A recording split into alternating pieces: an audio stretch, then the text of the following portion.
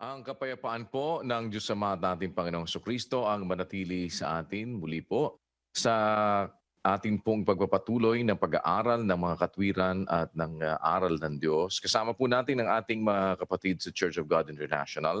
Nagpapasalamat tayo sa Panginoon. Meron tayong mabuting pagkakataon upang muli po ngayong tumunghay sa mga bagay na may kinalaman sa ating pananampalataya. Kasama po natin ang kapatid na Eli Soriano. Kapatid na Eli, magandang araw po sa inyo. Magandang araw, magandang gabi mga kapatid. Salamat po at binigyan tayo ng Panginoon ng isa pang araw para mag-usap ukol sa pananampalataya.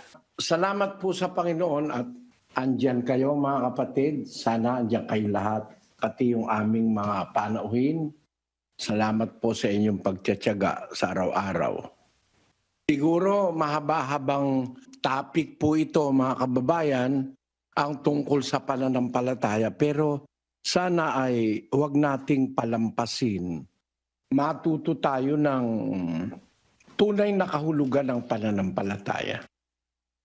Ito po kasing pananampalataya, isa ito sa pinaka-misinterpreted sa Biblia ng mga pastor at ng halos lahat ng theology. Kasi yung theology, para yung kaalaman o karunungang ukol sa Diyos. Para rin yung mga iba-ibang mga oji-oji na yan. No? Theology, zoology, no? Biology, metallurgy, kung ano-anong mga galing po yan sa salitang Grego na kagaya nung theology, theos logos, o kaalamang ukol sa Diyos.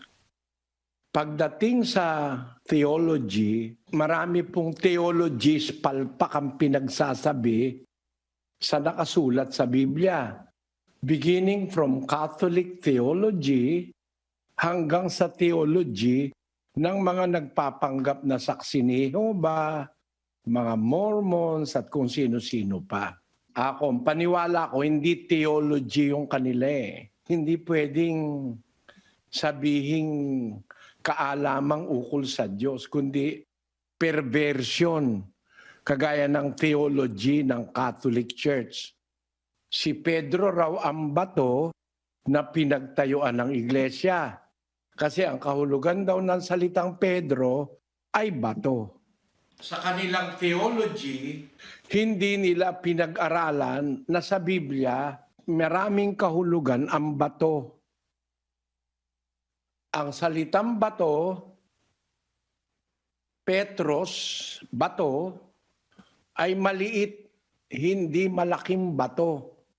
Kasi yung malaking bato, yung boulder of rock, ang tawag po sa Grego ron, Petra. Petra. A mass of rock.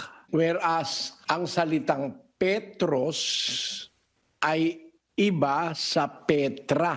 Kasi ang Petros na siyang itinawag ni Kristo kay Pedro, a piece of rock. A piece, maliit na bato. Hindi kagaya ng Petra, a boulder, a mass of rock. Ang pinagtayuan po ng iglesia, hindi pwedeng si Pedro gaya ng Catholic theology.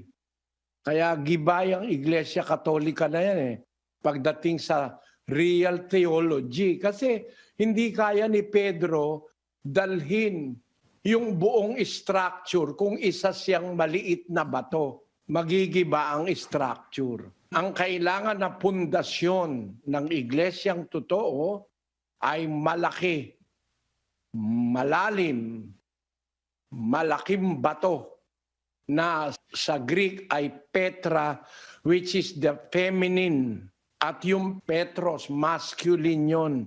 At ang nakasulat sa 16:18 ng Mateo, hindi Petros.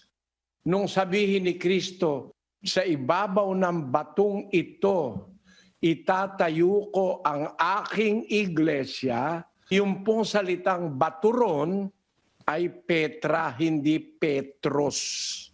Kaya hindi si Pedro yon.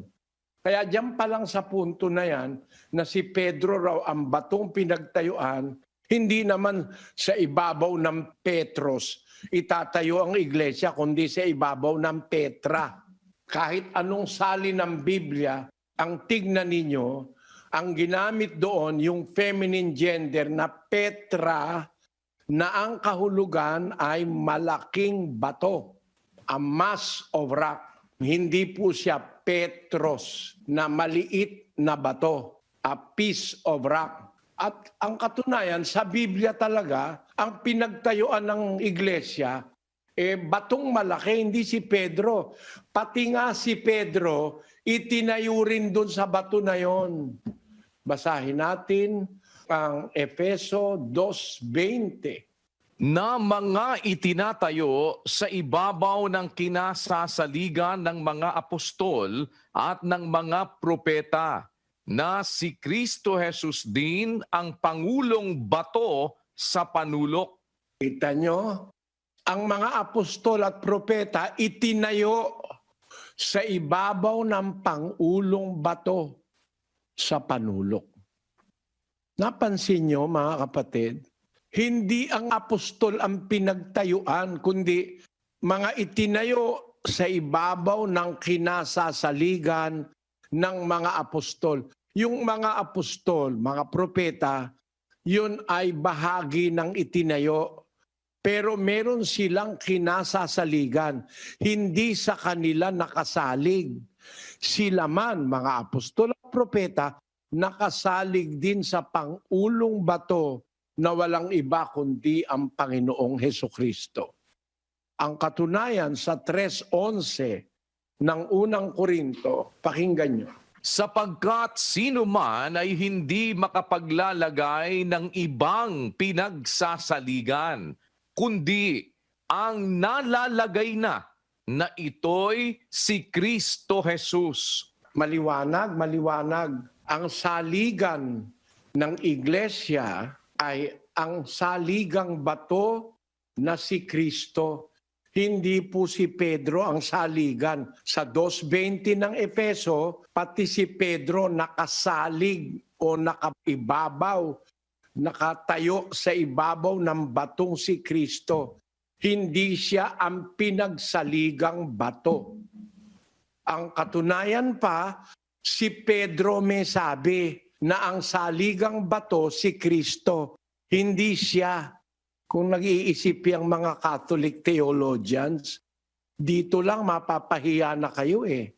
4 Gs ng gawa, ang nagsasalita rito si Pedro. Talastasin ninyong lahat at ng buong bayan ng Israel na sa pangalan ni Jesucristong taga Nazaret na inyong ipinako sa krus, na binuhay ng Diyos na mag-uli sa mga patay. Dahil sa Kanya ay nakatindig ang taong ito sa inyong harap na walang sakit. Siya ang bato na itinakwil ninyong mga nagtayo ng bahay, na naging pangulo sa panulok. At sa kanino man ang iba ay walang kaligtasan, sapagkat walang ibang pangalan sa silong ng langit na ibinigay sa mga tao na sukat nating ikaligtas.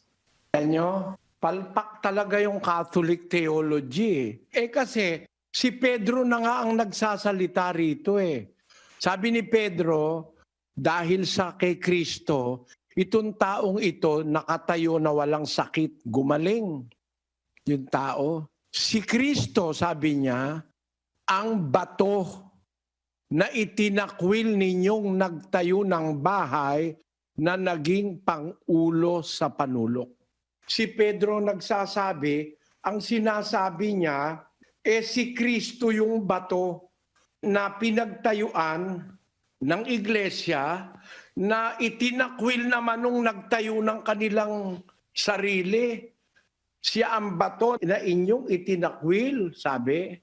Ang bato na itinakwil ninyong nagtayo ng bahay na naging pangulo sa panulok.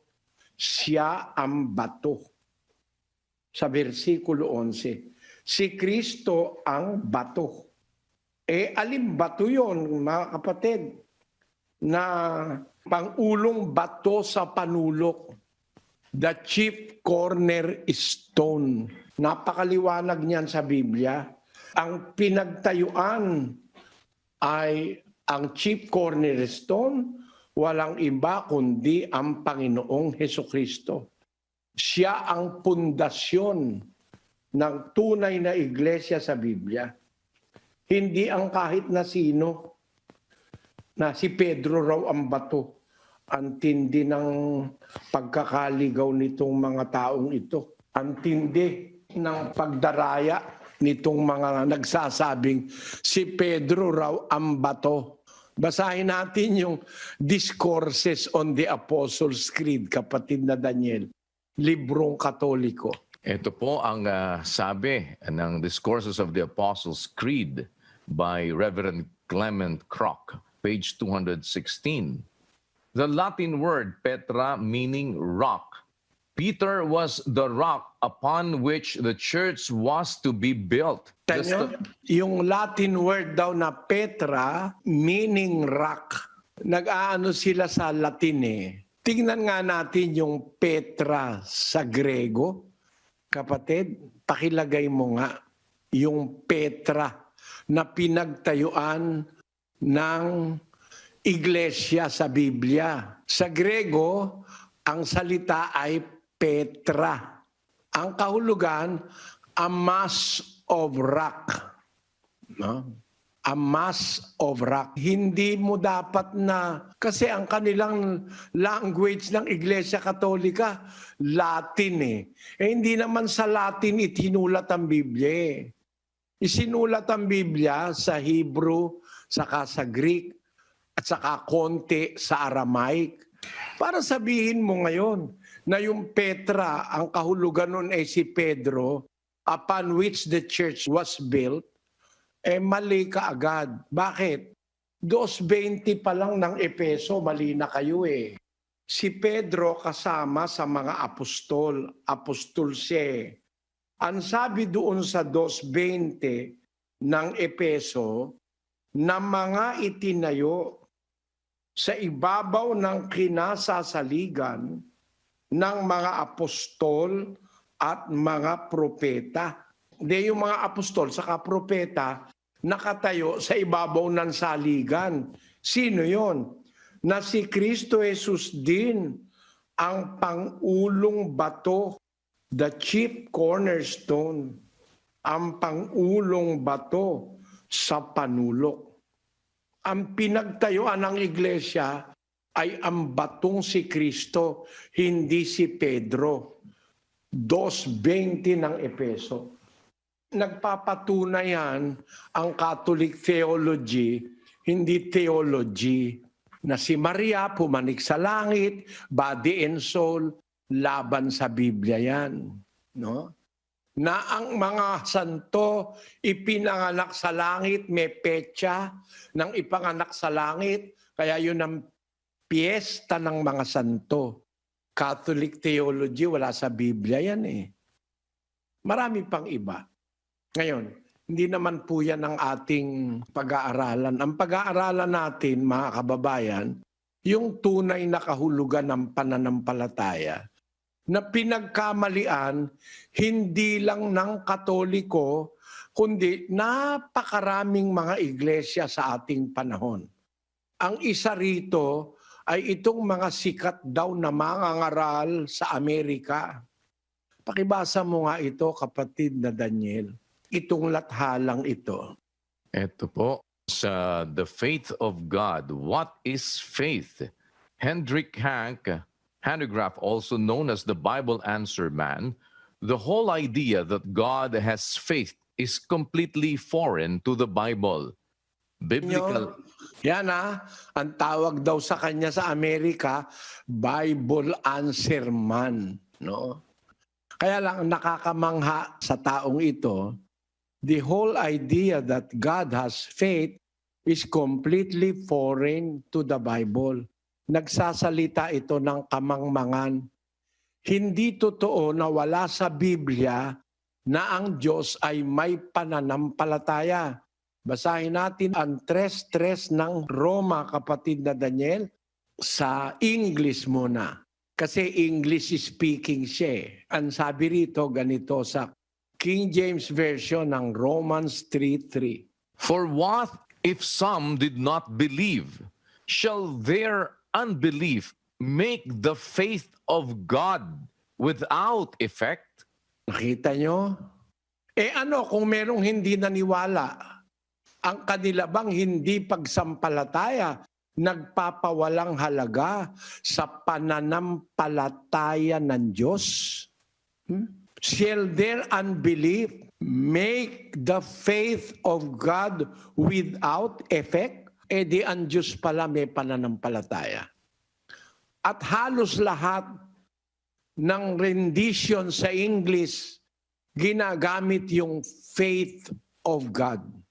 Although merong mga ibang na-impluensyahan na hindi naniniwalang ang Diyos ay may pananampalataya, binabago nila ang salita.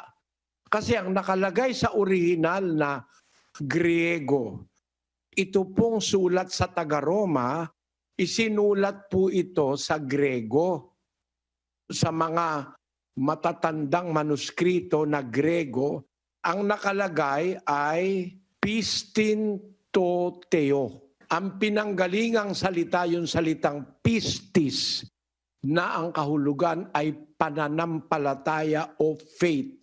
Pistis is faith. Ngayon, sa lahat ng mga salin ng Biblia, ang salitang pistis isinasalin na faith. Kaya sa Grego, ang nakalagay ay pistin to theo, pananampalataya ng Diyos.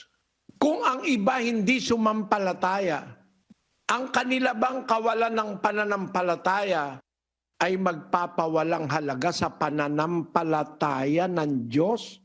Sa English po, directly translated, faith of God. Ano-ano pang translation sa English ang gumagamit ng salitang faith of God? Papakita ko sa inyo. This is time-consuming. Maraming oras tayong kakailanganin, pero kailangan yung makita ang ideya na bakit mayroong gumagamit ng translation, pinapalitan yung original na nasa Grego. Ang nasa Grego, pistis. No? Pistos, pistin, pisteo, pagdating sa pananampalataya, ang Diyos mayroong pananampalataya. Faith of God. Basahin natin ang iba-ibang version, kapatid na Daniel, sa English. Ito po, sa New Matthew Bible, ang salin po ay, what then if some of them did not believe? Does their unbelief make the promise of God without effect? Ayan, pinalitan ng promise yung faith. Isang translation ito na ang nag-translate mali rin ang theology. Bakit? Ang nakalagay hindi naman promise Ang nakalagay faith sa original na manuskritong mga matatandang manuskritong Grego, nakalagay pistin to theo. Yan ang nakasulat. Pananampalataya ng Diyos. Ngayon, yung Tree of Life version, ito naman ang sabi. So what if some did not trust? Will their lack of faith nullify God's faithfulness? Ginawa niya, faithfulness of God. Pwede na rin. Malapit-lapit doon sa Grego. Kasi yung salitang God's faithfulness, ang kahulugan nun, God is full of faith. Maraming pananampalataya ang Diyos. Puno siya ng pananampalataya. Yun ang kahulugan ng salitang God's faithfulness. So, kung merong mang na-impluensyahan nung paniniwalang hindi raw pwedeng magkaroon ng pananampalataya ang Diyos, meron namang hindi na-impluensyahan.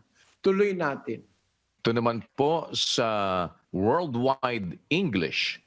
But some Jews did not keep his law. Does that mean that God cannot be trusted? Ayan, isa na namang theology yan, impluensyado na hindi naniniwalang ang Diyos ay may pananampalataya. Tuloy natin sa iba pa, kapatid na Daniel. Sa New Heart English Bible naman po, for what if some were without faith? Will their lack of faith nullify the faithfulness of God? Ayan, okay yan. No? Next. Sa Berean Literal Bible, what if indeed some disbelieved? Will their unbelief nullify the faithfulness of God? Okay yan, kapatid. Sa Revised Geneva Translation po, for what if some did not believe? Shall their unbelief make the faith of God without effect? Okay na okay yan. Yan ang nasa Greek. Faith of God. Tuloy natin. Sa Common English Bible po, what does it matter then if some weren't faithful? Their lack of faith won't cancel God's faithfulness, will it? Okay yan. Ayan, okay yan. Ibig sabihin, kung babasahin po natin, mahigit yatang 100 yung English translation eh. Ang mas nakakarami, ang nakalagay, faith at faithfulness of God. Ang Diyos ay faithful. Puno siya ng pananampalataya. Ibig sabihin, ang Diyos ay sumasampalataya o mananampalataya. Kaya lang nagkakaproblema kasi pag sinabing ang Diyos sumasampalataya, sabi ng mga pastor, paano siyang sasampalataya wala namang mas mataas sa Kanya?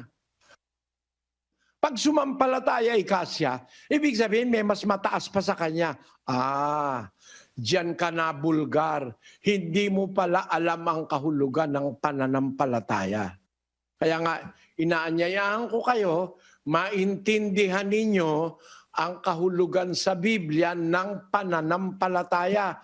Ginagamit ng lahat halos ng relihiyon, hindi naiintindihan ang kahulugan ng pananampalataya. Ito, tutuloy ko lang yung sinasabi nitong pastor na ito na sikat sa Amerika. Unikang ideya na ang Diyos ay may pananampalataya, wala ay ka sa Biblia yon. Kasinungalingan yan. Nasa Biblia, pistinto teo.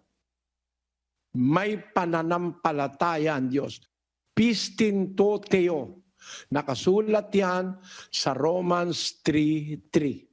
Tandaan nyo, nakasulat sa Romans 3:3. May mga tamang English translation, nakalagay faith of God. So there is faith, God has faith. That is not contestable.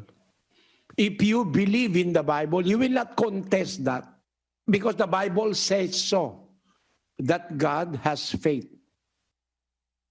Faith of God. Faith in God is different from faith of God. Just like the word faith of Jesus is different from faith in Jesus. There is such a thing in the Bible as faith in Jesus. Pananampalataya kay Kristo. Meron nun. Pero meron sa Biblia, pananampalataya ni Hesukristo. Basahin natin ang 14:12 ng Apokalipsis. Narito ang pagtitiyaga ng mga banal, ng mga nagsisitupad ng mga utos ng Diyos at ng pananampalataya ni Jesus. Faith of Jesus. Pananampalataya ni Jesus. Tingnan nga natin yan sa mga vernacular ng Pilipino, sa Bisaya at saka sa iba pang ano. Ania ang pagpailob sa mga balaan.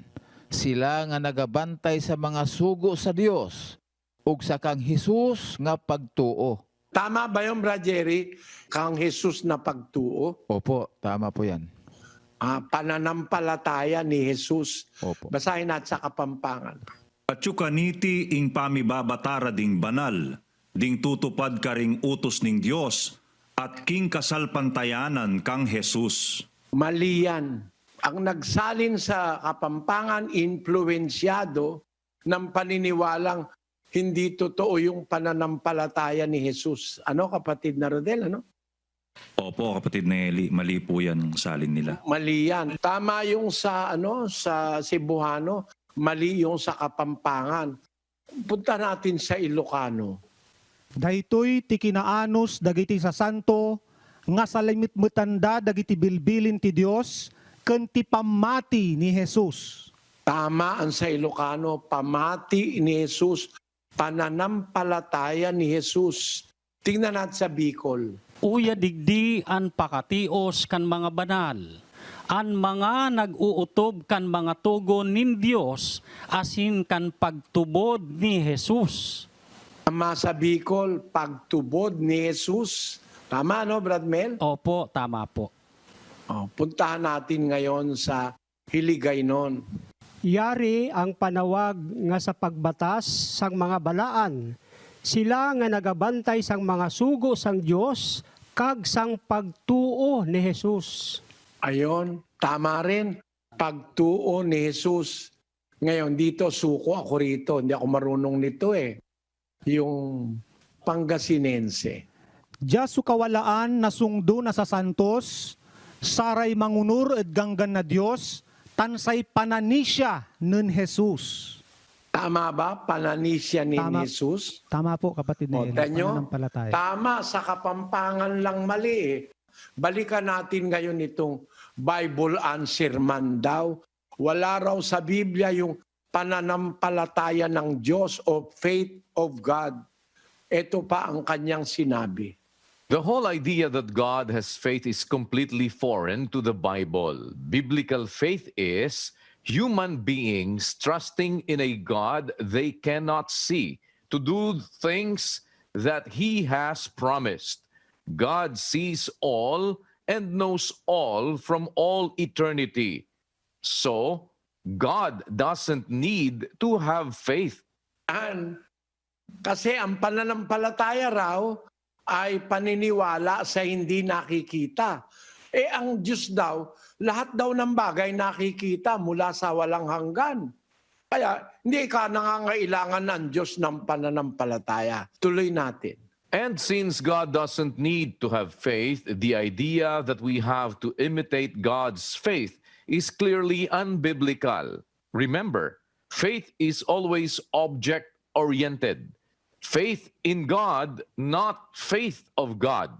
And if we mix that up, we have a faulty understanding of what true biblical faith really is. It applies to you. You have a faulty understanding of what true biblical faith really is. Why? Because the Bible tells us that God has faith. Shall their unfaithfulness or unbelief make the faith of God without effect? The word faith of God is in the Bible. Just like the word faith of Jesus. That's what we are going to study now. Yan ang pag-aaralan natin ngayon, mga kababayan. Talaga bang ang Diyos ay may pananampalataya? Meron pa kasing isa pa ring sikat sa Amerika. Ito naman ang argumento. Pag sinabi mo raw na ang Diyos ay may pananampalataya, ibig sabihin daw, ang Diyos nagtitiwala sa iba. Hindi ka nagtitiwala ang Diyos sa iba. Basahin natin ito, kapatid na Daniel. Ito po, sabi naman ni Pastor Scott Ross, I don't believe that God by His faith created. I think God is a creator. Everything He says happens. It's not because He has faith or believes that it will happen. Everything He says and everything He does happens. He's the origin of all things. So you know to say, well, okay, God, He does this by faith for me. Now, God bless everybody who keeps that theory. For me, that belittles God, that makes God human. It pulls Him down to our level because we're the ones that have to have faith. The very definition of faith is confidence in another. Where is God's confidence in another? It's not there. It's His it. Amen. Pagka raw sinabi natin ang Diyos ay may pananampalataya, ibinababa raw natin ng Diyos, ini-small natin ng Diyos, at ginagawa raw natin ang Diyos na tao. It pulls Him down to our level because we're the ones that have to have faith. The very definition of faith is confidence in another. Where's God's confidence in another? It's not there. It's, He is it. Amen? Sabi niya.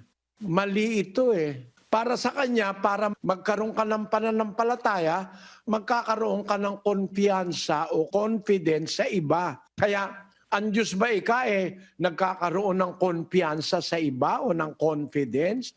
Nagtitiwala ba siya sa iba? Hindi siya nagtitiwala, sabi niya. Kaya hindi pwedeng ang Diyos ay may pananampalataya. Pero tanungin natin ang Biblia.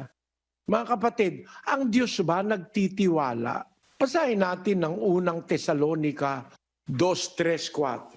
Sapagkat ang aming iniaaral ay hindi sa kamalian, ni sa karumihan, ni sa pagdaraya, kundi kung paanong kami minarapat ng Diyos upang pagkatiwalaan kami ng Ebanghelyo, ay gayon namin sinasalita, hindi gaya ng nangagbibigay lugod sa mga tao, kundi sa Diyos na sumusubok ng aming mga puso. Kapatid na Daniel, nagtitiwala ba ang Diyos sa iba? Sabi po ng apostol na si Pablo, minarapat ng Diyos na sila'y pagkatiwalaan ng Ebanghelyo, kapatid na Eli.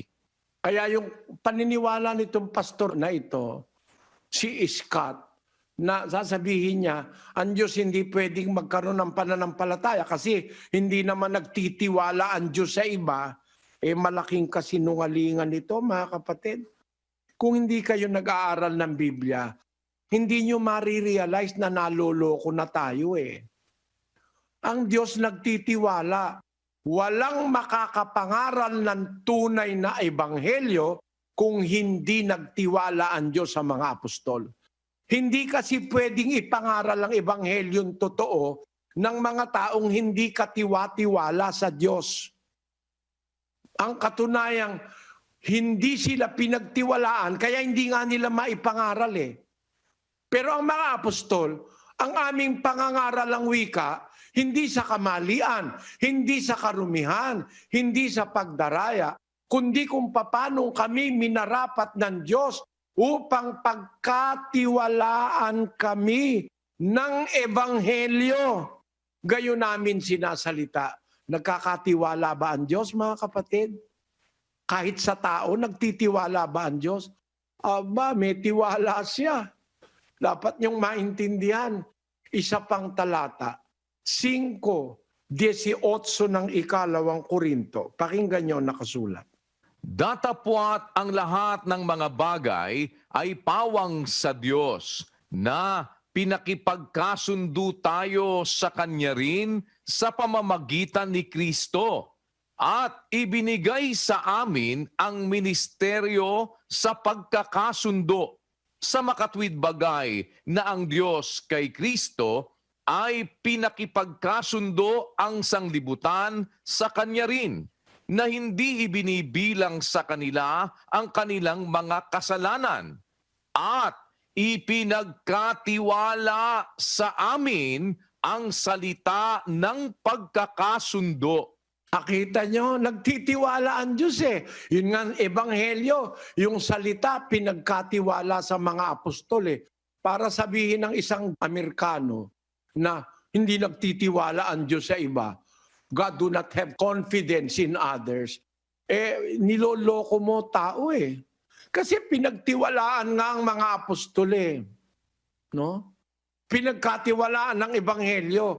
Ang katunayang hindi ka pinagkatiwalaan, yung sinasabi mo na ang Diyos hindi nagkakatiwala.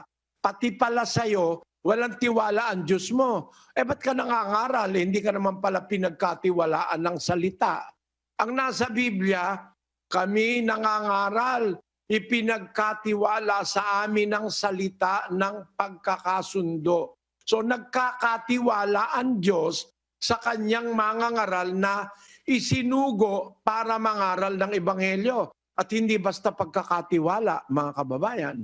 Alam niyo kung gaano tiwala ng Diyos sa mangangaral na isinugo niya mangaral ng Ebanghelyo. Sabi niya sa mga apostol, ang talian niyo sa lupa, tatalian sa langit.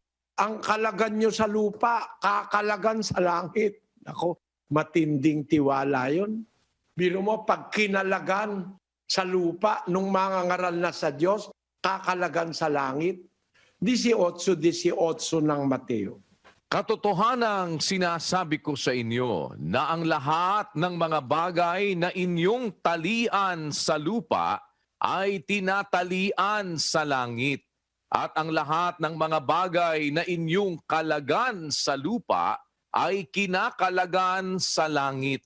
Ganyan ang pagkakatiwala ng Diyos sa mga apostol. Hindi lang yan. Sa Juan, Kapitulo 20, pakinggan niyo ang sinasabi ng Panginoon Kristo sa mga apostol kung gaano siya katiwala sa kanila. 20:22 ng Juan.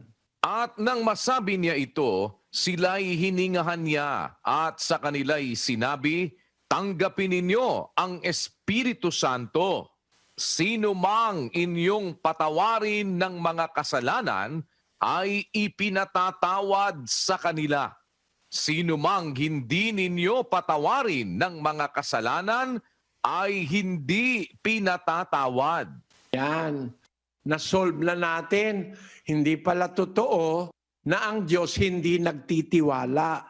Nagtitiwala pala siya. Malaki tiwala niya sa mga mangangaral na kanyang isinugo noong unang siglo. Kaya kung halimbawa walang katiwa-tiwala, abay hindi na ipapasulat ng Diyos ang Biblia sa mga tao. Wala pala siyang pinagtitiwalaan eh. Siya na mismo magsusulat. No? Pwede naman kasing magsulat ang Diyos eh. Natatandaan nyo, yung 2 tapyas na bato, sinulat ng daliri ng Diyos. Nakasulat sa Biblia. Ang bagong tipan, ipinasulat sa mga apostol. Ibig sabihin, nagtiwala siya at sinabi niya sa mga apostol ang isusulat at ang hindi. 14:37 ng unang Korinto, sabi ng mga apostol, Kung iniisip ninuman na siya'y propeta o ayon sa Espiritu, ay kilalanin niya ang mga bagay na sa inyo'y isinusulat ko na pawang utos ng Panginoon. kaya pala nagsulat ang mga apostol, inutusan silang magsulat at tiwala ang Diyos sa kanila. Alam nyo, merong hindi katiwa-tiwala na nagsusulat. Pero ang mga apostol, pati pagsusulat, sinamahan ng Espiritu Santo ng Diyos, kaya katiwa-tiwala ang isinulat nila. Kaya lang tayo naliligaw ngayon, ang mga nagtatranslate, binabago yung isinulat ng mga apostol. Pati mga nag-i-interpret. Sukat ba naman ang itayo ng Diyos sa Biblia? Iglesia. Aba, nilagay ba naman ngayon fellowship? Ang itinayo ng Diyos sa Biblia, iglesia, pinalitan ng ministry. International ministry. Paano mo nangyari yun? Ang sinabi ng Biblia, iglesia, tapos pinalitan mo ministry. Pinalitan mo fellowship. Pinalitan mo saksi. Ano ba yan? Mali. Dapat kung ano yung nakasulat, yon doon tayo dapat magbatay. Bakit pag itinranslate sa ibang wika, pinapalitan? Ang sabi ni Pablo, 4:6 ng unang Korinto, pakinggan nyo. Ang mga bagay ngang ito, mga kapatid, ay inianyo ko sa halimbawa sa aking sarili at kay Apolos dahil sa inyo, upang sa amin ay mga tuto kayo na huwag magsihigit sa mga bagay na nangasusulat. Upang ang sino man ay Huwag magpalalo ang isa laban sa iba. Matuto kayo sa amin, huwag hihigit sa mga bagay na nangasusulat. Bakit? Eksakto ang pagkasulat ng mga apostol. Pinagtiwalaan sila ng Diyos. Ipinagtiwala sa kanila ang salita ng pagkakasundo. Ibig sabihin, ang Diyos ay nagtitiwala. Hindi kagaya ng paniwala nito na ang Diyos daw hindi nagtitiwala sa iba. Eh kung hindi pala siya nagtitiwala sa iba, ba't pa siya magsusugo na mga ngaral? No? Ba't sinugo niya pa ang mga apostol? Di pala siya nagtitiwala. No? Hindi pala siya nagtitiwala, bakit sinugo niya pa ang mga propeta? At itong isa pa, sabi-sabi ba naman, hindi raw pwedeng ang Diyos ay magkaroon ng pananampalataya sapagkat ang Diyos daw, nakikita raw niya ang lahat. Kaya ibig sabihin, hindi niya naiintindihan ang kahulugan ng pananampalataya. Ngayon, tignan natin ang kahulugan ng pananampalataya at kung ang Diyos ba ay pwedeng magkapananampalataya. 11:1 ng Hebreo, kapatid na Daniel. Ngayon, ang pananampalataya ay siyang kapanatagan sa mga bagay na hinihintay, ang katunayan ng mga bagay na hindi nakikita. Yan ang hindi naintindihan ni Han Negraph. Yan din ang hindi naintindihan ni Pastor Scott Ross, no? Ng Amerika. Mga sikat na pastor daw ito sa Amerika. Ang pananampalataya, siyang kapanatagan sa mga bagay na hinihintay. Ang katunayan ng mga bagay na hindi nakikita. Doon nag-umpisa ang pagkakamali ng hindi naintindihan yung sinabi ni Pablo.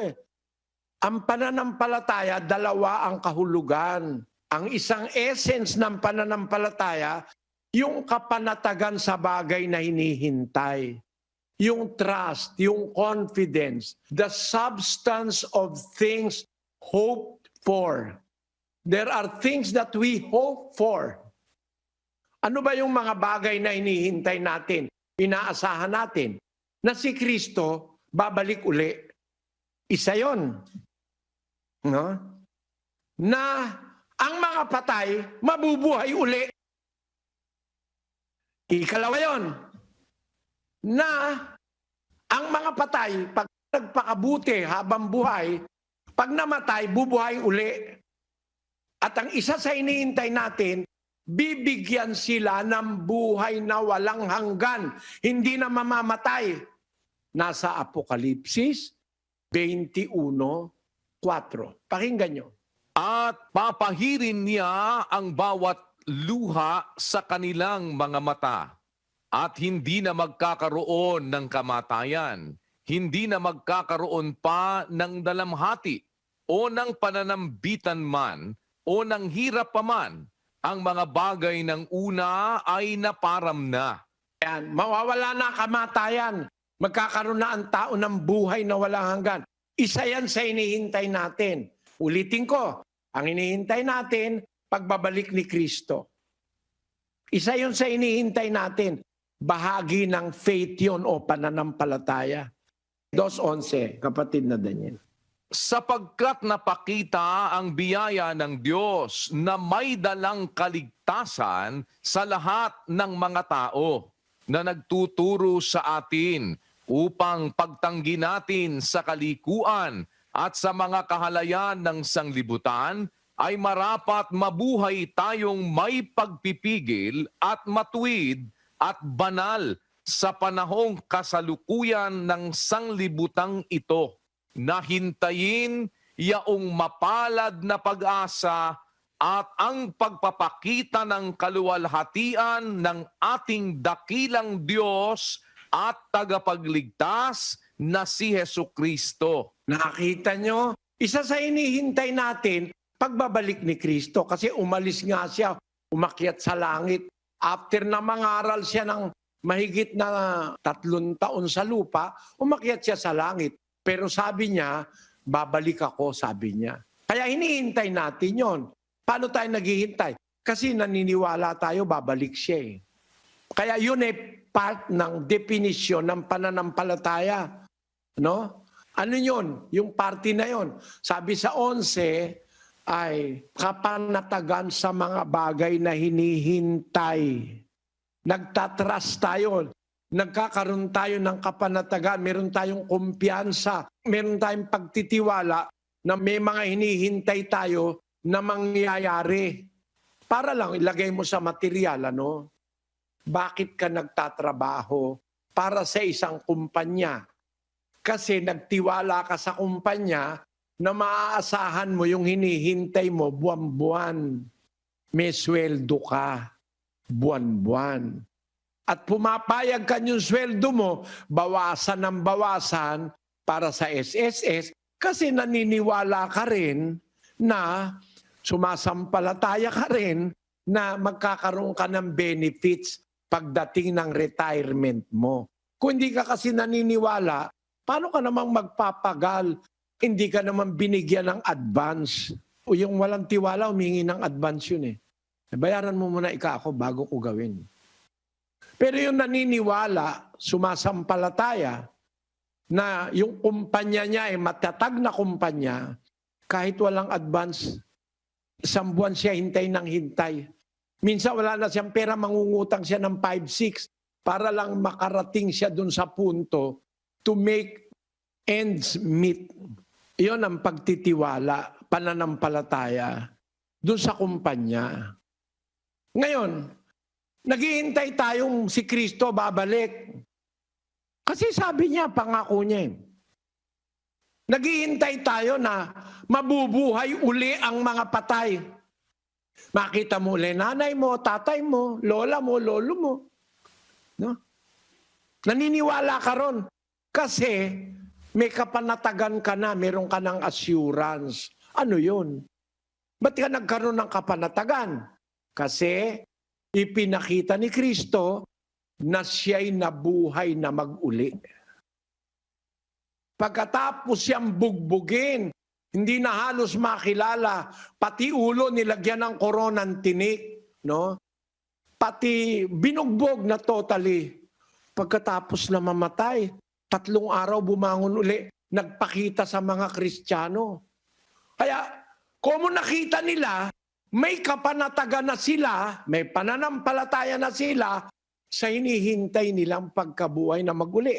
Kasi ang pruweba, si Kristo na kanilang Panginoon na nangaral ng pagkabuhay na maguli ay nabuhay ngang maguli. Hindi naman kagaya ng ibang leader ng relihiyon nang mamatay, hindi na nabuhay. Ang nabuhay, uud na. Pero si Kristo, namatay, nabuhay maguli. Kaya nagtitiwala tayo, may pagkabuhay na maguli. Dahil nabuhay na maguli ang pundador ng Kristyanismo. Walang iba kundi si Kristo.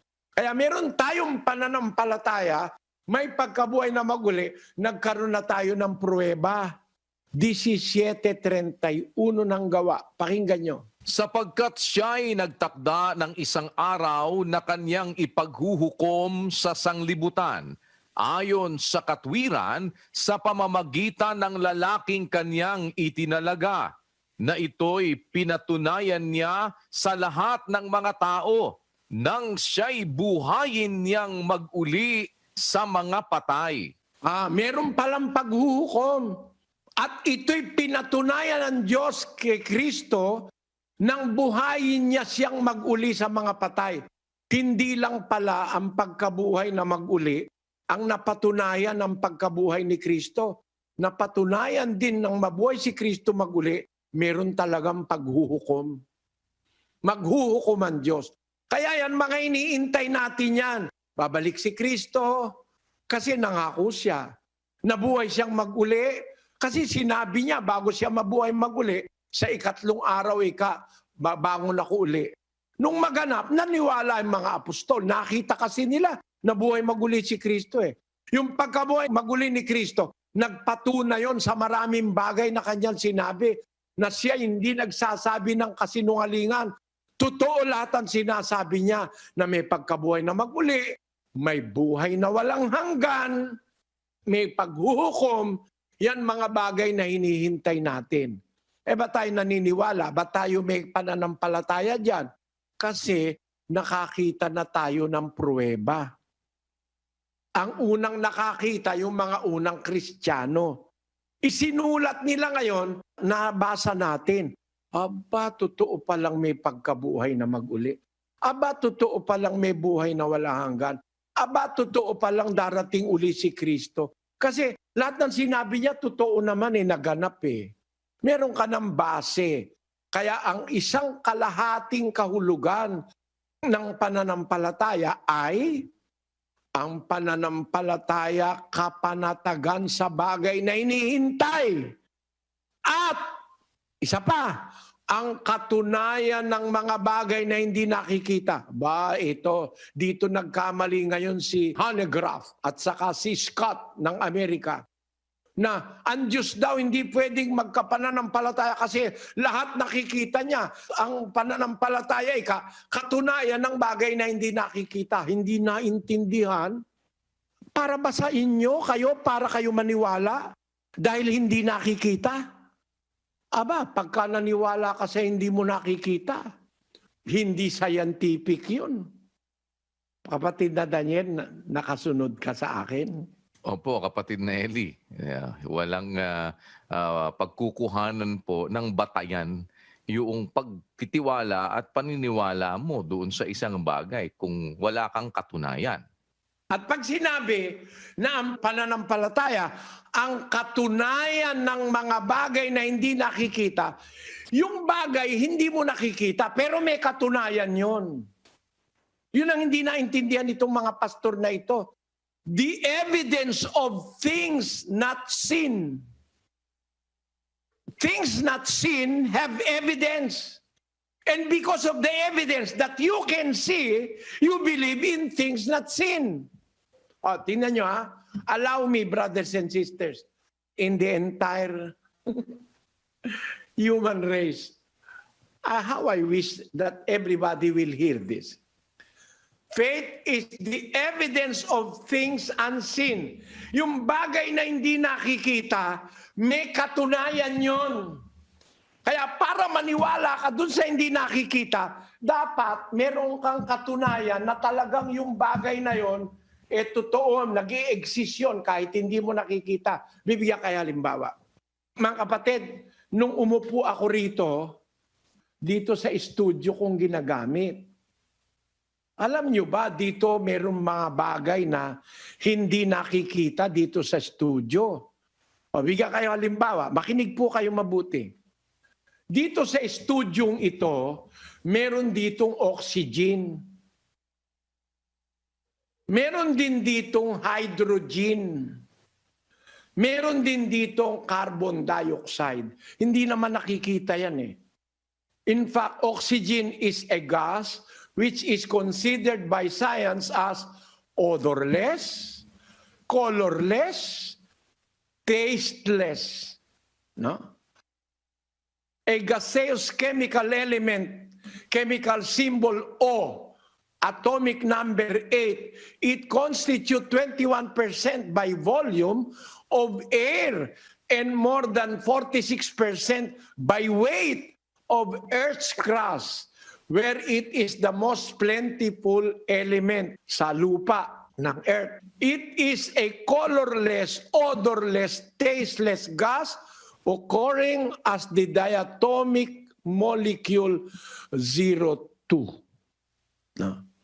Ngayon, ba't ko nagsabi na dito sa lugar ko may oxygen? Hindi ko naman nakikita may oxygen. Kasi magdadalawang oras na ako rito, buhay pa rin ako.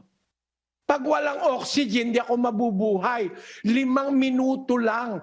Pag ikinulong ka sa isang chamber na walang oxygen, gaya nung gas chamber sa Amerika, ang nandoon ay yung hydrogen cyanide, carbon dioxide, and carbon monoxide.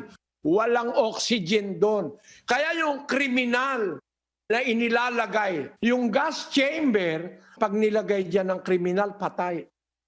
5 minutos hanggang Siguro hanggang G's patay na eh. Ako po ngayon dito, 2 oras na ako mga kababayan. Buhay pa rin ako. Hindi naman ako nahirapang huminga. Bakit? Ibig sabihin dito sa lugar na ito, may oxygen dito. Ayon. Ano ang pruweba ko? Hindi ko naman nakikita oxygen. Ang pruweba ko, yung nakikita ko sa sarili ko, buhay ako. Yung technician ko rito, buhay din. Bakit? Kung walang oxygen dito, patay na kami pareho. Sa haba ng oras na lumipas. So ano ang katunayan ko na dito sa lugar na ito may oxygen? Kasi meron akong nakikitang pruweba. Buhay ako, buhay yung katulong ko rito na isang tao. Pareho kaming buhay. Ibig sabihin, pareho kaming nakakalanghap ng oxygen na nagpapahaba ng aming buhay o nagsusustain ng aming buhay. Ngayon, ano ang pruweba ko may oxygen? Yung nakikita ko na nangyayari. Dito, pagka nagsindi ako ng posporo, magsisindi yung posporo. At yung kandila, minsan nag-brown out dito, nilagyan namin ng kandila. Aba, matagal yung kandila. Bakit? May oxygen. Bakit ako naniwalang may oxygen? Dahil doon sa kandila na nakasindi. Kasi kung walang oxygen, hindi magsisindi. Ano po ang pruweba ko na may oxygen? Hindi ko naman nakikita. Yung nakikita ko, nali yun, yung resulta ng oxygen. Yon ang kahulugan ng salita ng Biblia. Ang pananampalataya, katunayan ng bagay na hindi nakikita. The evidence of things unseen. And the reason why you have faith in the unseen, because the unseen have an evidence that the unseen exists. Yung hindi nakikita, may ebidensya, may katunayan. Ang nakikita mo, yung katunayan. Pero yung pinapatunayan nung bagay na nakikita mo, hindi nakikita, gaya ng oxygen. Ayun. Kaya naniniwala kang may oxygen na hindi nakikita dahil dun sa nakikita mo na nagpapatunay sa hindi nakikita. Ganito, para maintindihan nyo ako mga kapatid. Meron kasing 2 bagay na umiiral. Nakikita at hindi nakikita. Maging espiritual, maging physical, merong hindi nakikita. Halimbawa, ano yon?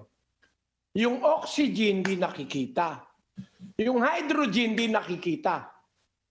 Pero, pagka pinagsama mo ang 2 gas sa tamang kombinasyon, 2 atom ng hydrogen na hindi nakikita at 1 atom ng oxygen na hindi nakikita, pag pinagsama mo, lilitaw ang ebidensya nung hindi nakikita. Ano yon? Tubig. Hindi ba ang tubig? H2O. Meaning, 2 atoms of hydrogen and an atom of oxygen makes up what we call a visible substance, which is water. Yung hindi nakikitang hydrogen at yung hindi nakikitang oxygen nang pagsamahin sa tamang kombinasyon, nag-produce ng nakikita. Alin yon? Tubig. Yan. Ayan tubig Saan galing yan tubig na yan? Sa 2 bagay na hindi nakikita. Gas. Hydrogen and oxygen. Mula dyan sa tubig na yan na galing sa hindi nakikitang hydrogen at oxygen, nakikita mo na ngayon yung tubig na pagka maginaw, nagiging yelo. Pagka mainit, umi-evaporate, nagiging gas. Pagka tama ang temperature, liquid siya, tubig. Pwedeng ipaligo. No? Iyan ngayon ang pruweba na merong hydrogen at merong oxygen na hindi mo nakikita pero may pruweba na nakikita mo. So ang kahulugan ng pananampalataya, mayroon kang katunayan sa bagay na hindi nakikita. Na hindi mo man nakikita, may patunay na talagang nag-e-exist yun. Yon. Ang punto ko, mga kapatid. Spiritually, merong hindi nakikita. Espiritu hindi po nakikita. Ang Diyos hindi nakikita. Espiritu kasi siya eh. Yung Espiritu Santo hindi nakikita. Espiritu kasi siya eh. No? Yung demonyo hindi nakikita. Espiritu kasi yun eh. Pero pag nakakita ka na ng ebidensya, maniniwala ka na meron nun. Bawa, hindi mo nakikita demonyo. Ano ebidensya? Nakakita ka ng isang ama. Nire-rape yung sarili niyang anak. Nakakita ka na ng ebidensya ng hindi nakikitang demonyo. Kasi sa natural, walang ama na mangre-rape ng anak niya. Sa natural ng tao, walang amang manre-rape ng anak. Pero pag nakakita ka na ng ama, ng re-rape ng anak, pinapatay ang anak, may ebidensya ka na may demonyo na hindi mo nakikitang espiritu. Ngayon, ang Diyos ay espiritu. Hindi nakikita. Ano ebidensya na may Diyos? Basahin natin ang Roma 1:20. Sapagkat ang mga bagay niyang hindi nakikita, buhat pa ng lalangin ang sanglibutan, ay nakikitang maliwanag, sapagkat anto sa pamamagitan ng mga bagay na ginawa niya, maging... Ayon, ang Diyos hindi nakikita. Ang mga bagay niyang hindi nakikita, buhat pa ng una, ng lalanginan sanlibutan, nakikitang maliwanag sa pagkakatanto sa pamamagitan ng mga bagay na ginawa niya. Aba, kahit pala hindi mo nakikita ang Diyos, tignan mo lang yung ginawa niya, makikita mo na mayroon talagang Diyos. Matatanto mo na mayroon talagang Diyos, tignan mo lang yung kanyang ginawa. Ang ganito, mga kapatid, nakakita ka sa isang gubat, may bahay, may bubong pa eh. May hagdan pa. Hindi mo man nakita yung gumawa, alam mo na hindi gawa ng unggo yun. Alam mo na hindi gawa yun ng leon. Hindi mo man nakita gumawa, alam mo, tao gumawa nun. Dahil nakita mo yung ginawa. Hindi magagawa ng unggo, hindi magagawa ng leon. Milyon-milyon taon na ang leon sa mundo. Wala ako nakitang ng leon nakagawa ng bahay. May hagdan, may bubong, may bintana. Milyon-milyon na rin taon ng mga unggoy, ang mga gorilya sa mundo. Wala ako nakitang gorilyang gumawa ng bahay na kagaya ng ginagawa ng tao. Pag nakakita ka sa kagubatan ng isang bahay na kapareho ng bahay sa syudad, sigurado ka may gumawang tao nun kahit hindi mo nakita nung gawin. Ano ibig sabihin?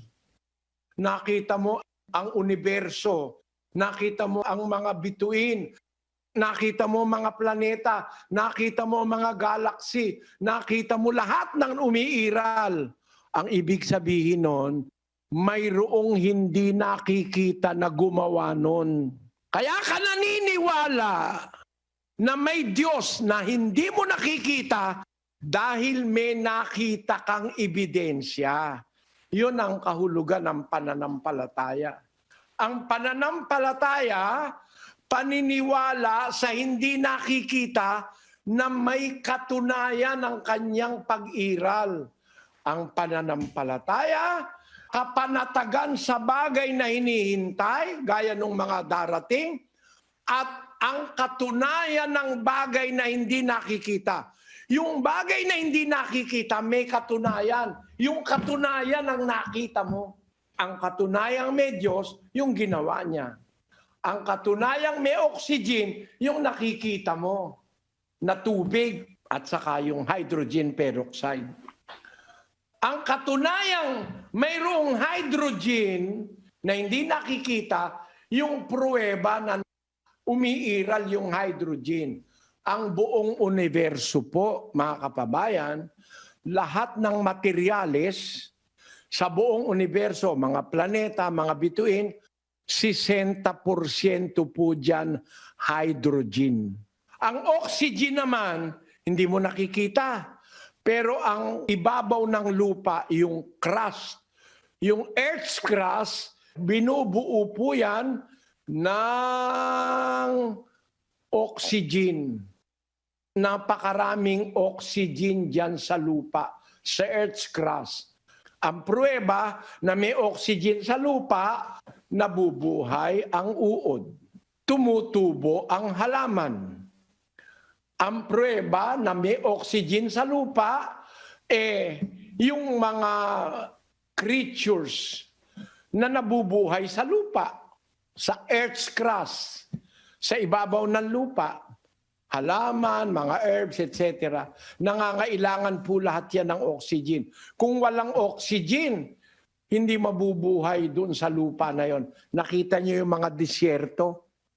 Konti ang oxygen doon, konti ang tubig doon, kaya walang nabubuhay na damo. Ang ebidensya may oxygen sa lupa, yung damo, yung halaman, yung mga uod, yung mga kulisap, etc. Nakita mo yung damo, yun ang patunay na merong oxygen na hindi mo nakikita. So para ka maniwala doon sa hindi mo nakikitang oxygen, makita mo muna yung patunay na meron talagang oxygen. Ano yung patunay? Yung nakita mo. Damo. Uod. No? Kaya ang pananampalataya, kapanatagan o kasiguraduhan sa bagay na hinihintay, katunayan ng mga bagay na hindi nakikita. Hindi lang hindi basta nakikita, hindi lang yon. May katunayan yung bagay na hindi nakikita. It is not born out of stupidity. It is not born out of ignorance. It is born out of evidence that something not seen exists. That is faith. Ngayon, sa kahulugan na yan ng pananampalataya, mga kapatid, na nagtitiwala ka, naniniwala ka sa bagay na hindi nakikita kasi meron kang katunayang nakita. Ibig sabihin yan, ang pananampalataya pala nanggagaling sa nakikita. Mali ang pagkaunawa ng mga pastor na ang pananampalataya nanggaling sa hindi nakikita. Mali. Nananampalataya ka sa hindi nakikita kasi may nakita kang ebidensya nung hindi nakikita. Uulitin ko, Englishin ko kapiraso.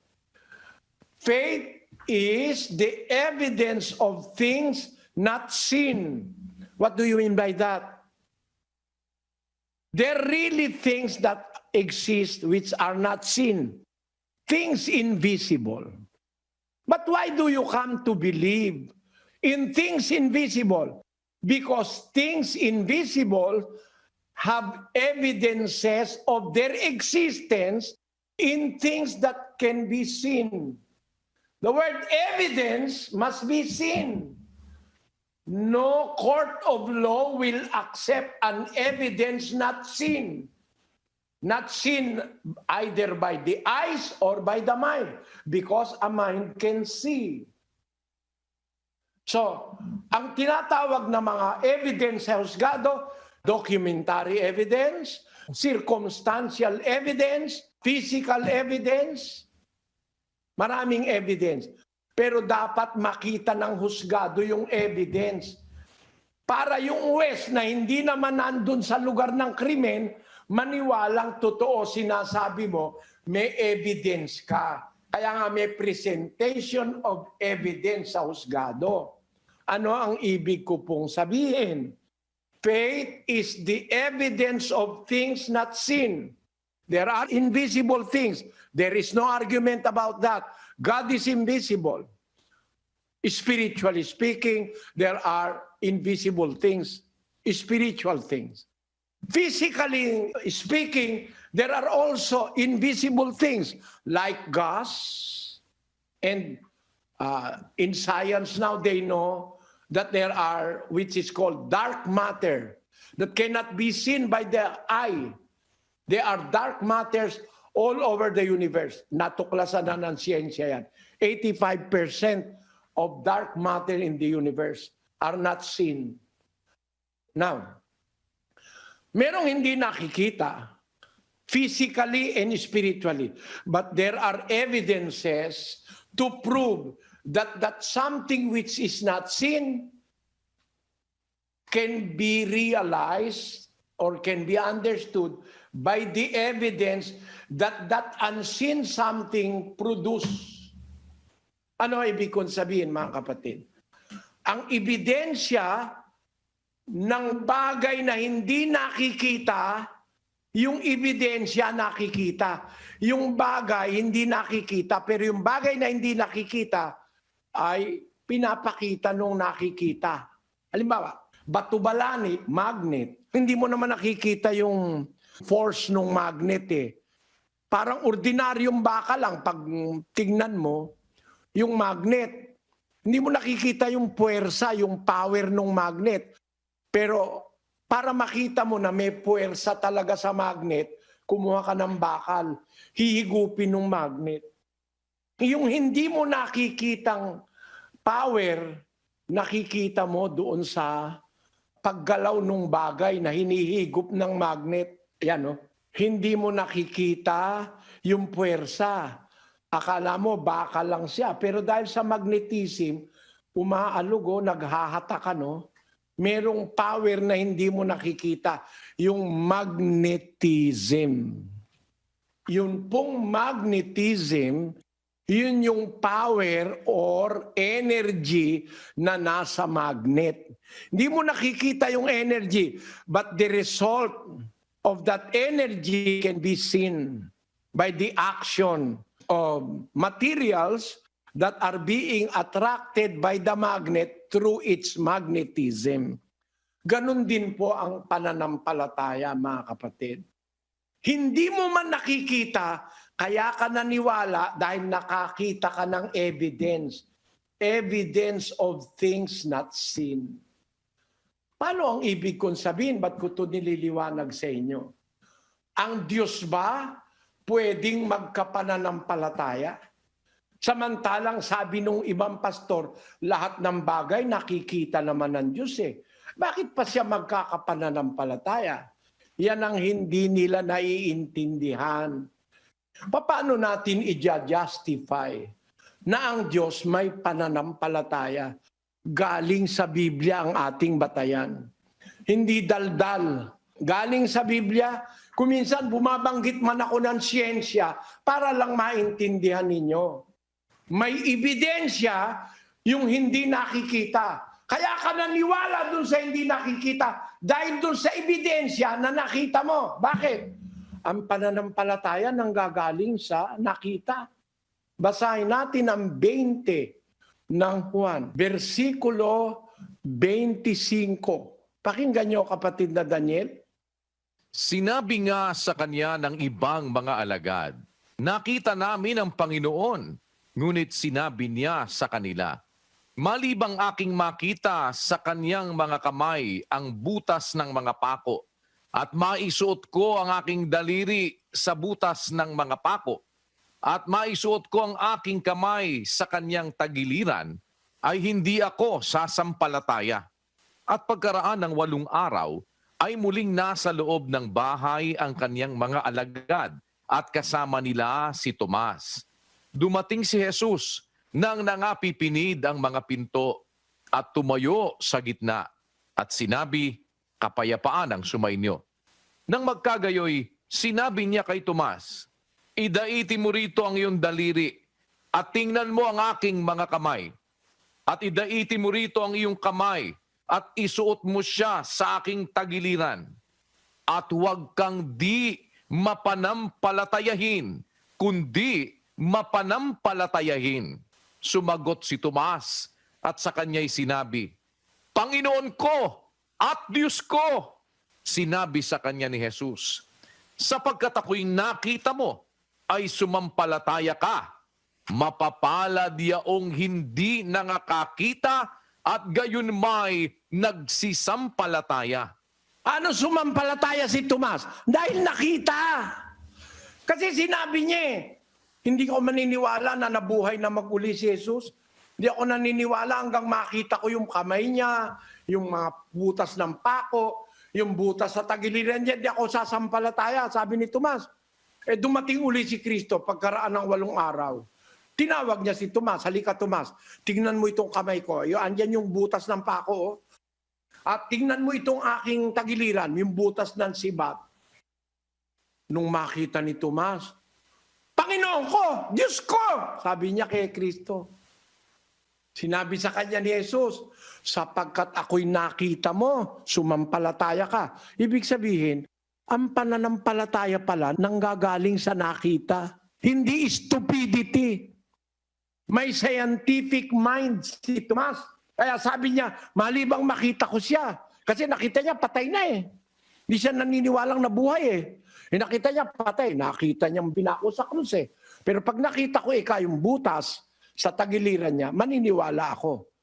Pinakita ni Jesus. Sumagot siya, "Panginoon ko, Diyos ko!"